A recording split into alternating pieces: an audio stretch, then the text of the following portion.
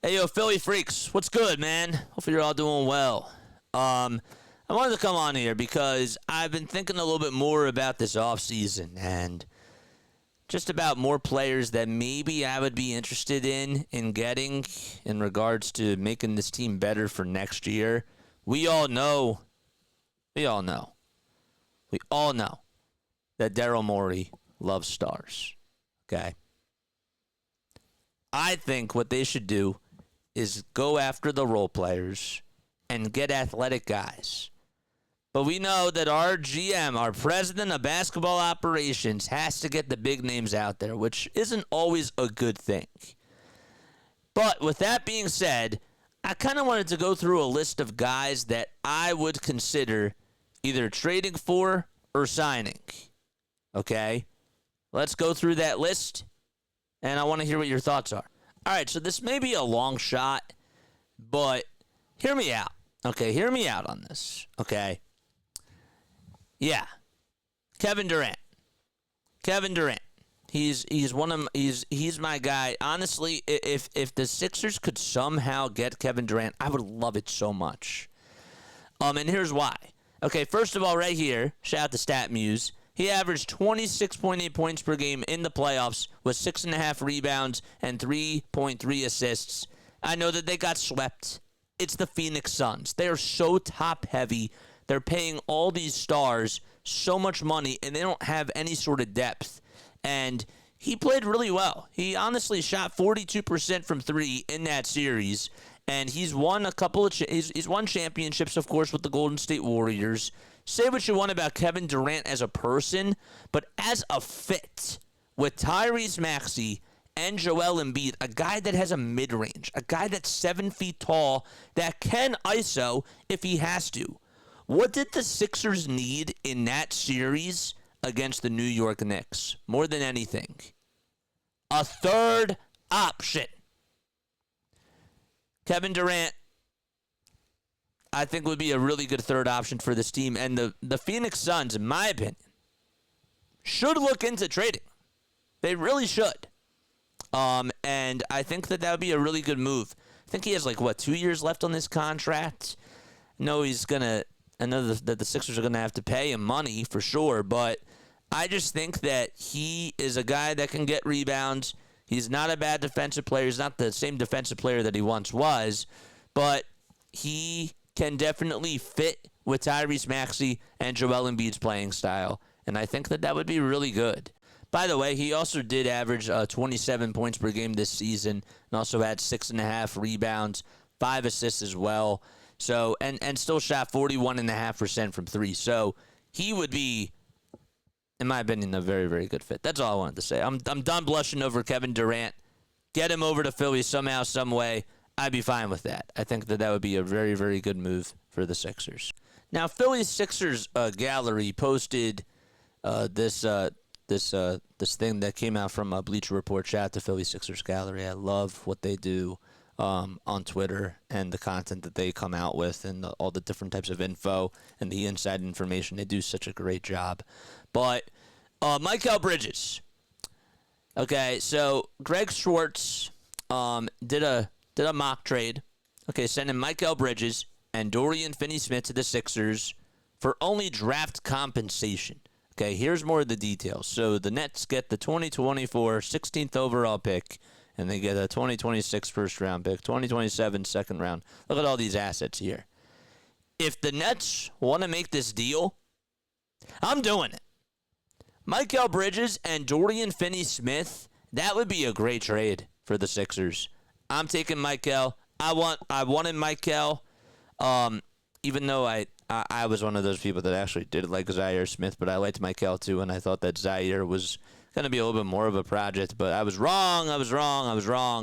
But get me Mikal back, man.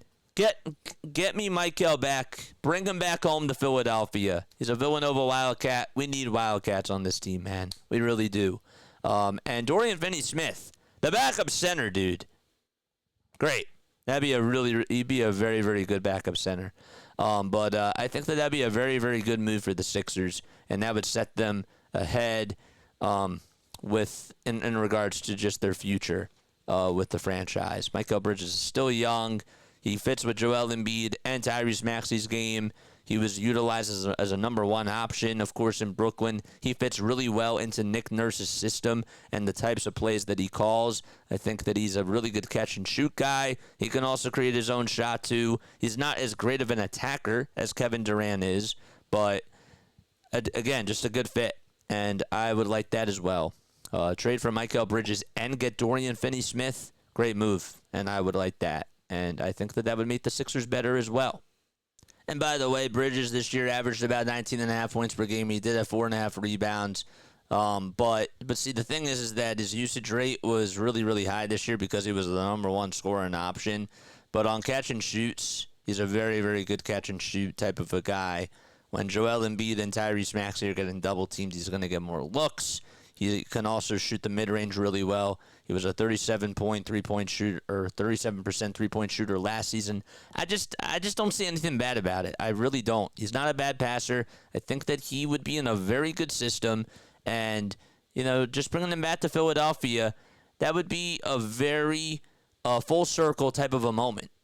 Really, and that would be really special. So I like him, and I think he would do really, really well. All right, up next, Lauri Markkanen. Lauri this year averaged 23 points per game. He had 8 rebounds per game as well. Shot the ball very, very well. He was shooting 48% from the field. He's another guy that's also a good catch-and-shoot three-pointer type of a guy, but he's also just a very good natural rebounder, and he is the power forward. I said that at the trade deadline last year that they should have went after him because he's the perfect fit alongside with Joel Embiid in regards to what a power forward is supposed to be around a center like Joel. So I also really like him too. He's 26 years old, and again, he's somebody else that I would be interested in exploring to see if the Utah Jazz are willing to give him up, and maybe another piece too, because he could definitely provide a lot of positive things that this Sixers team does need. Rebounding, shooting. He can score at will. He's an actual, power forward. He's an actual power forward that can just play alongside with a center. So, no more Tobias Harris from that perspective. He's everything that Tobias Harris wasn't. So, I would take him as well, and that would be another option. And finally, the last person that I'd like to get, if the price is right, Jimmy Butler. Jimmy Butler. Go get Jimmy Butler if the price is right. We know that Jimmy Butler is 34 years old. We know that he didn't play against the Boston Celtics and that the injuries have been a problem in regards to this year.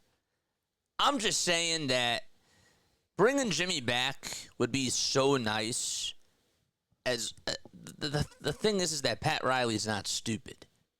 Pat Riley is going to want a haul for him, and the Sixers can't afford to give up too many assets for him. That's really the thing, because he still has a lot of money left on that contract. Or still has a lot of years left on that contract. I have to look into that, but I don't want to give up too many assets for him because I know that he's older. He's 34 years old, and I just think that in the right system he would be a very good fit, but the Sixers can't overpay to get him. That's really how I feel about Jimmy Butler.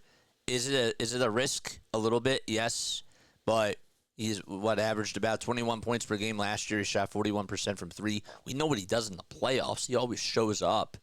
And is he the best fit alongside Maxey and Embiid? He's not the best, but he knows what it's like to go far in the playoffs, and he's a leader, and he pushes everybody to the edge. And I just think that he loves playing with Joel. They get really engaged playing with each other, and I wouldn't mind it at all whatsoever, as long as they don't give up too many assets for Jimmy Butler and trade them all the way to the Miami Heat, because that would stink. So number one would be Kevin Durant. I'd love to go after him. I think it would make sense for Phoenix to get rid of him. He's my number one. Number two is Mikal Bridges. Number three is Lauri Markkanen. And number 4 is Jimmy Butler. All right. Thank you all so much for tuning in. Who do you guys think that the Sixers should get? Please let me know down below. Do you think that they need to go after a star? Do you think that they should go after role players? Do you think that they can get both done? Or should they just keep that draft pick that they have? What are your thoughts about that? Let me know down below. Catch you all in the next one. Peace.